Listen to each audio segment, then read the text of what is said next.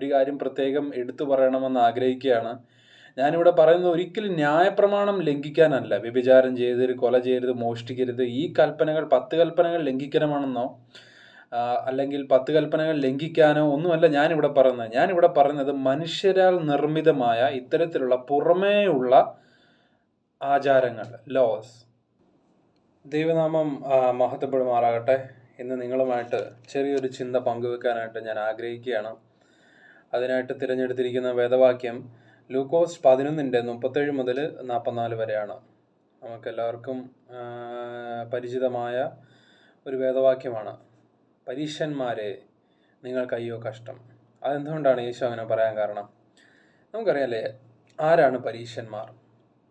മതത്തെക്കുറിച്ച് പഠിച്ച് ന്യായപ്രമാണത്തെക്കുറിച്ച് എല്ലാ കാര്യങ്ങളും അറിഞ്ഞ് അതിനെക്കുറിച്ച് ശരിയായ ബോധമുള്ള, അല്ലെങ്കിൽ അതിനെക്കുറിച്ച് ശരിയായ ബോധമെന്നതിനേക്കാൾ ഉപരി അതെല്ലാം കാണാപ്പാഠമായി അറിയാവുന്ന, അത് ആചരിച്ചു പോരുന്ന വ്യക്തികളാണ് പരീശന്മാരെന്ന് പറയുന്നത്. അപ്പോൾ ഇവിടെ പറഞ്ഞിരിക്കുന്ന ഒരു കാര്യം ലൂക്കോസ് 11:37 മുതൽ 44 വരെ. അവിടെ പറഞ്ഞിരിക്കുന്നത്, ഒരു പരീശൻ തന്നോടുകൂടെ മുത്താഴം കഴിപ്പാനായിട്ട് യേശുവിനെ ക്ഷണിച്ചു. അവനും അകത്ത് കടന്ന് ഭക്ഷണത്തിനിരുന്നു. മുത്താഴത്തിന് മുമ്പേ കുളിച്ചില്ല എന്ന് കണ്ടിട്ട് പരീശൻ ആശ്ചര്യപ്പെട്ടു. അപ്പോൾ ഇതിൽ നിന്ന് നമുക്ക് മനസ്സിലാക്കാൻ പറ്റുന്ന കാര്യം, ഭക്ഷണത്തിന് ഇരിക്കുന്നതിന് മുമ്പ് കുളിക്കുന്ന ഒരു പതിവ് അവിടെ യഹൂദന്മാർക്കിടയിൽ ഉണ്ടായിരുന്നു. പ്രത്യേകിച്ച് പരീശന്മാരും അത്തരത്തിൽ സമൂഹത്തിൻ്റെ ഉയർന്ന തട്ടിൽ നിൽക്കുന്നവർ അങ്ങനെ ചെയ്തിരുന്നു എന്ന് നമുക്ക് മനസ്സിലാക്കാൻ സാധിക്കും. ഈ സമയം കൊണ്ട് തന്നെ യേശു തൻ്റെ ശുശ്രൂഷ അനേക ഭൂതങ്ങളെ പുറത്താക്കി, രോഗികളെ സൗഖ്യമാക്കി, സമൂഹത്തിൽ അനേകം ഫോളോവേഴ്സ് ഉള്ള ഒരു വ്യക്തിയായി യേശു ക്രിസ്തു മാറിക്കഴിഞ്ഞു. അപ്പോൾ യേശുവിനെ ആ ഒരു തൻ്റെ ഭവനത്തിനകത്തേക്ക് ഭക്ഷണത്തിനായിട്ട് വിളിച്ചപ്പോൾ പരീശൻ വിചാരിച്ചിരുന്നത് യേശു ആരാണ്? ഒരു ഗുരുവാണ്, ഒരുപാട് ഫോളോവേഴ്സ് ഉള്ള ആളാണ്. ശരിക്കും പറഞ്ഞു കഴിഞ്ഞാൽ ഭക്ഷണം കഴിക്കുന്നതിന് മുമ്പ് കുളിക്കണമെന്ന് പഠിപ്പിക്കേണ്ട വ്യക്തിയാണ് യേശു. പക്ഷെ യേശു എന്ത് ചെയ്തു? ആ ഒരു നിയമത്തെ അറിഞ്ഞുകൊണ്ട് ബ്രേക്ക് ചെയ്തു. എന്തിനു വേണ്ടിയിട്ട്? അവരെ ഒരു കാര്യം പഠിപ്പിക്കാൻ വേണ്ടിയിട്ടായിരുന്നു. മതവും ശരിയായ ആത്മീയതയും തമ്മിലുള്ള വ്യത്യാസം, എന്താണ് മതമെന്നും എന്താണ് ശരിയായ ആത്മീയതയെന്നും യേശു ഇവിടെ വ്യക്തമായിട്ട് പറയുന്നുണ്ട്. അത് അവരെ പഠിപ്പിക്കാനും കൂടി വേണ്ടിയിട്ടാണ് യേശു കർത്താവ് ആ റൂൾ എന്ത് ചെയ്ത് ബ്രേക്ക് ചെയ്ത്. പലപ്പോഴും നമുക്ക് നമ്മുടെ ജീവിതത്തിൽ മതത്തിൽ പെട്ടുകിടക്കുന്നവരെ രക്ഷിക്കാൻ വേണ്ടി നമുക്ക് ചില റൂൾസ് ബ്രേക്ക് ചെയ്യേണ്ടതായിട്ട് വരും. അത് പെയിൻഫുൾ ആയിരിക്കും, നമ്മളത് സഹിക്കണം. അവരിൽ ഉറങ്ങിക്കിടക്കുന്ന ആ മതം എന്ന് പറയുന്ന ആ ഒരു ഇരുട്ടിന്റെ ശക്തി എഴുന്നേറ്റ് നമുക്കെതിരെ വെല്ലുവിളിക്കുകയും നമ്മളെ കുറ്റപ്പെടുത്തുകയും വാദിക്കുകയും ചെയ്യും. ഇതൊക്കെ തരണം ചെയ്ത് മുൻപോട്ട് പോയി കഴിഞ്ഞാൽ മാത്രമേ നമുക്ക് ജയമുള്ളൂ. അങ്ങനെ ചില റൂൾസ് നമ്മൾ ബ്രേക്ക് ചെയ്താൽ മാത്രമേ നമുക്ക് മതത്തിൽ നിന്നും നമുക്ക് വെളി വരാൻ പറ്റത്തുള്ളൂ. അപ്പോൾ അതുപോലെ യേശു ഇവിടെ ഒരു റൂള് ബ്രേക്ക് ചെയ്ത. അന്ന് ആ കാലത്ത് കുളിക്കാതെ ഭക്ഷണം കഴിക്കുക എന്ന് പറയുന്നത് വലിയൊരു ക്രൈം ആയിരിക്കാം. അതുകൊണ്ടാണ് ഇവിടെ എഴുതിയിരിക്കുന്നത്, പരീശൻ ആശ്ചര്യപ്പെട്ടെന്നാണ് പറയുന്നത്. ആശ്ചര്യപ്പെട്ടു എന്ന് വെച്ചാൽ വണ്ടറായിപ്പോയി, വണ്ടറടിച്ചു നിന്നു. ഈ വ്യക്തി എന്താണ് ഈ ചെയ്യുന്നത്? ഇത് ശരിക്കും പറഞ്ഞു കഴിഞ്ഞാൽ ഗുരുവല്ലേ, ഞങ്ങളെ പഠിപ്പിക്കേണ്ട ആളല്ലേ ഇങ്ങനെ ചെയ്യണമെന്ന്. അപ്പോൾ യേശു എന്താണ് അവരോട് പറയുന്നത്? പരീശന്മാരായ നിങ്ങൾ കിണ്ടിക്കിണ്ണങ്ങളുടെ പുറം വെടിപ്പാക്കുന്നു, നിങ്ങളുടെ ഉള്ളിലോ കവർച്ചയും ദുഷ്ടതയും നിറഞ്ഞിരിക്കുന്നു. അകവും പുറവും തമ്മിലുള്ള വ്യത്യാസം എന്താണ്? ശുദ്ധത. നമ്മൾ കുളിക്കുന്ന എന്തിനാണ്? നമ്മുടെ ശരീരത്തിന് വെളിയിൽ നമ്മുടെ വിയർപ്പമണം മാറാൻ, നമ്മളുടെ ശരീരത്തിൽ പറ്റിയിരിക്കുന്ന ചെളികൾ മാറാൻ, അങ്ങനെ ശുദ്ധിയാകാനല്ലേ. നമ്മുടെ ശരീരം അങ്ങനെ നമ്മൾ വെടിപ്പാക്കുന്നു. പക്ഷേ യേശു പറയുന്നത്, പരീശന്മാരായ നിങ്ങൾ പുറം വെടിപ്പാക്കുന്നു. അത് നല്ലത് തന്നെ, പുറം വെടിപ്പാക്കേണ്ടത് തന്നെയാണ്. പക്ഷെ നിങ്ങളുടെ ഉള്ളിൽ എന്താണ്? കവർച്ചയും ദുഷ്ടതയും നിറഞ്ഞിരിക്കുന്നു. അപ്പോൾ യേശു ഇവിടെ കുളിച്ചിട്ടില്ല എന്ന് പറയുന്നത് നിങ്ങൾ ഓർക്കണം കേട്ടോ. അപ്പോൾ യേശുവിൻ്റെ പുറം അശുദ്ധമാണ്, പക്ഷെ യേശുവിൻ്റെ ഉള്ളോ ദൈവസ്നേഹത്താൽ നിറഞ്ഞിരിക്കുകയാണ്. അപ്പോൾ ദൈവം നോക്കുന്നത് പുറമേ ഉള്ളതല്ല, ഉള്ളത്തിലാണ്. ദൈവം നോക്കുന്നത് നമ്മുടെ ഹൃദയങ്ങളെ ആണെന്നാണ് യേശു ഇവിടെ പരീശന്മാരോട് പറയുന്നത്. അത് ഈ കാലഘട്ടത്തിൽ നമ്മൾ ഓരോരുത്തരും മനസ്സിലാക്കേണ്ട ഒരു വലിയ സത്യം കൂടെയാണ്. നമ്മൾ പുറമേ ധരിക്കുന്നതൊന്നുമല്ല നമ്മളെ ഒരു വെൽ റെസ്പെക്റ്റഡ് പേഴ്സണാക്കി മാറ്റുന്നത്. അത് മറ്റുള്ളവരുടെ മുമ്പേ നമുക്ക് കണ്ണി പൊടിയിടാം.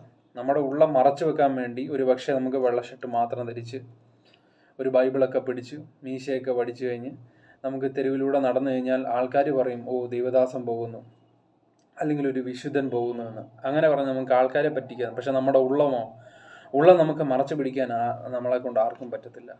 നമ്മുടെ ഉള്ളം ദൈവത്തിന് മുമ്പിൽ നഗ്നവും മലർന്നവുമാണ്. നമ്മുടെ ഉള്ളമാണ് നമ്മൾ വെടിപ്പാക്കേണ്ടത്, ശുദ്ധിയാക്കേണ്ടത്.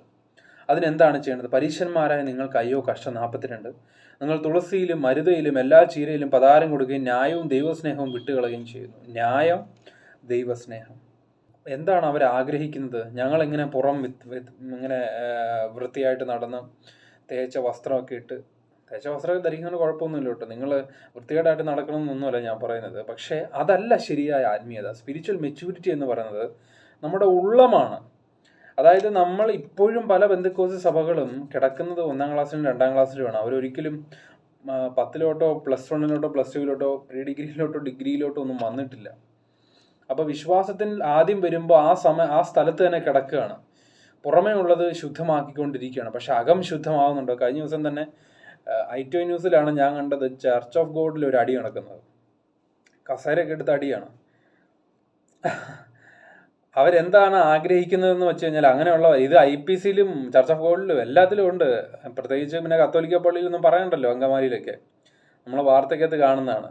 ഇത് മെയിൻ സ്ട്രീം വാർത്തയ്ക്കകത്ത് വരുന്നില്ലെന്നേ ഉള്ളൂ. അവരാഗ്രഹിക്കുന്നത് പള്ളിയിൽ മുഖ്യാസനവും അങ്ങാടിയിൽ വന്ദനവും. അതാണ് മനുഷ്യരാലുള്ള പ്രശംസയാണ് അവർ നോക്കുന്നത്. അതുകൊണ്ടാണ് അവരെന്ത് ചെയ്തത്? കിണ്ടിക്കിണ്ണങ്ങൾ വൃത്തിയാക്കി പുറമേ ഉള്ളതിനെ മോടി പിടിപ്പിച്ച് നടക്കുന്നത്. അതുകൊണ്ട് മതത്തിൽ നിന്ന് നമ്മൾ വെളിവരാൻ ചെറിയ ചില ലോസിനെ നമ്മൾ ബ്രേക്ക് ചെയ്യേണ്ടത് അത്യാവശ്യമാണെന്നാണ് ഇവിടെ യേശു പറയുന്നത്. അത് ആദ്യം പെയിൻഫുൾ ആയിരിക്കുമെങ്കിലും പിന്നീട് മനസ്സിലാവും ഇതിലൊന്നുമല്ല കാര്യം. നമ്മുടെ ഉള്ളം എങ്ങനെയായിരിക്കുന്നു? നമ്മുടെ ഉള്ളിൽ ദൈവസ്നേഹമുണ്ടോ? നമ്മുടെ ഉള്ളത്തിൽ എന്താ പറയണ്ടത്, ന്യായത്തോടെയാണോ നമ്മൾ സംസാരിക്കുന്നത്, ഇടപെടുന്നത്? ഇതിലൊക്കെയാണ് കാര്യമെന്ന് നമുക്ക് മനസ്സിലാക്കാൻ സാധിക്കും. അതുകൊണ്ട് നമ്മുടെ ഉള്ളം ശുദ്ധിയായി തീരട്ടെ എന്ന് ഞാൻ പ്രാർത്ഥിക്കുന്നു, ആഗ്രഹിക്കുന്നു.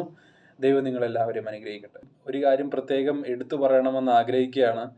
ഞാനിവിടെ പറയുന്നത് ഒരിക്കലും ന്യായപ്രമാണം ലംഘിക്കാനല്ല. വ്യഭിചാരം ചെയ്യരുത്, കൊല ചെയ്യരുത്, മോഷ്ടിക്കരുത്, ഈ കൽപ്പനകൾ 10 കൽപ്പനകൾ ലംഘിക്കണമെന്നോ അല്ലെങ്കിൽ 10 കൽപ്പനകൾ ലംഘിക്കാനോ ഒന്നുമല്ല ഞാനിവിടെ പറയുന്നത് മനുഷ്യരാൽ നിർമ്മിതമായ ഇത്തരത്തിലുള്ള പുറമേയുള്ള ആചാരങ്ങൾ, ലോസ്.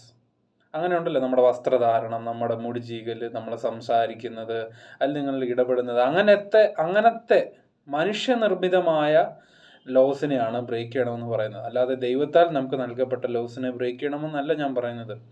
ഇനി ഇത് കേട്ടിട്ട് നാളെ മുതൽ അവൻ ന്യായപ്രമാണം ലംഘിക്കാൻ പഠിപ്പിച്ച് നടക്കുന്നതെന്നും പറഞ്ഞ് ആരും വരരുത്. ഞാൻ അതല്ല ഉദ്ദേശിക്കുന്നതെന്ന് ഇവിടെ വ്യക്തമായിട്ട് പറയാൻ ആഗ്രഹിക്കുകയാണ്.